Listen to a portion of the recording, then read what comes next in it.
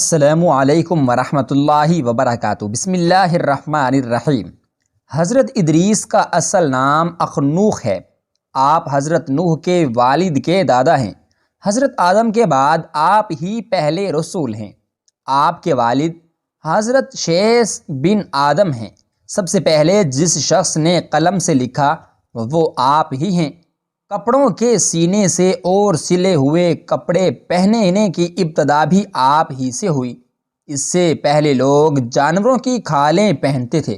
سب سے پہلے ہتھیار بنانے والے، ترازو اور پیمانے قائم کرنے والے، علم و نجوم کے حساب میں نظر فرمانے والے بھی آپ ہی ہیں۔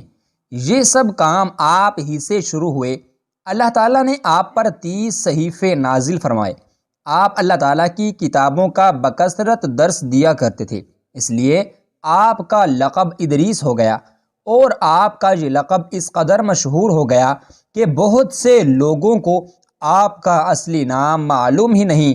قرآن مجید میں آپ کا نام ادریس ہی ذکر کیا گیا ہے۔ آپ کو اللہ تعالیٰ نے آسمان پر اٹھا لیا۔ بخاری و مسلم کی حدیث ہے کہ حضور اکرم صلی اللہ علیہ وسلم نے شب معراج میں حضرت ادریس علیہ السلام کو چوتھے آسمان پر دیکھا۔ حضرت قعب احبار سے مروی ہے، حضرت ادریس نے ملک الموت سے فرمایا کہ میں موت کا مزہ چکھنا چاہتا ہوں، کیسا ہوتا ہے؟ تم میری روح قبض کر کے دکھاؤ۔ ملک الموت نے اس حکم کی تعمیل کی اور روح قبض کر کے اس وقت آپ کی طرف لوٹا دی اور آپ زندہ ہو گئے۔ پھر آپ نے فرمایا کہ اب مجھے جہنم دکھاؤ تاکہ خوف الہی زیادہ ہو۔ چنانچہ یہ بھی کیا گیا۔ جہنم کو دیکھ کر آپ نے دروغہ جہنم سے فرمایا کہ دروازہ کھولو، میں اس دروازے سے گزرنا چاہتا ہوں۔ چنانچہ ایسا ہی کیا گیا۔ پھر آپ نے ملک الموت سے فرمایا کہ مجھے جنت دکھاؤ، وہ آپ کو جنت میں لے گئے۔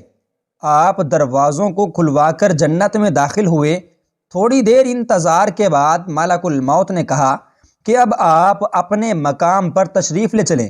آپ نے فرمایا کہ اب میں یہاں سے کہیں نہیں جاؤں گا۔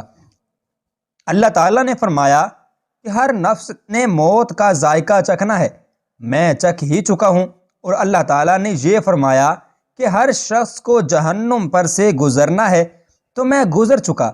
اب میں جنت میں پہنچ گیا، اور جنت میں پہنچنے والوں کے لیے خداوند قدوس نے یہ فرمایا کہ جنت میں داخل ہونے والے جنت سے نکالے نہیں جائیں گے۔ اب مجھے جنت سے چلنے کے لیے کیوں کہتے ہو؟ اللہ تعالیٰ نے ملک الموت کو وحی بھیجی کہ حضرت ادریس علیہ السلام نے جو کچھ کیا میرے اذن سے کیا، اور وہ میرے ہی اذن سے جنت میں داخل ہوئے، لہٰذا تم انہیں چھوڑ دو، وہ جنت ہی میں رہیں گے۔ چنانچہ حضرت ادریس آسمانوں کے اوپر جنت میں ہیں اور زندہ ہیں۔ حضرت ادریس علیہ السلام کے آسمان پر اٹھائے جانے اور ان کو ملنے والی نعمتوں کا مختصر اور اجمالی تذکرہ قرآن مجید کی سورہ مریم میں اس طرح ہے۔ اور کتاب میں حضرت ادریس کو یاد رکھو، بے شک وہ صدیق تھے جو غیب کی خبریں دیتے تھے، اور ہم نے انہیں بلند مقام آسمان پر اٹھا لیا۔ یہ وہ ہیں جن پر اللہ نے انعام فرمایا ہے۔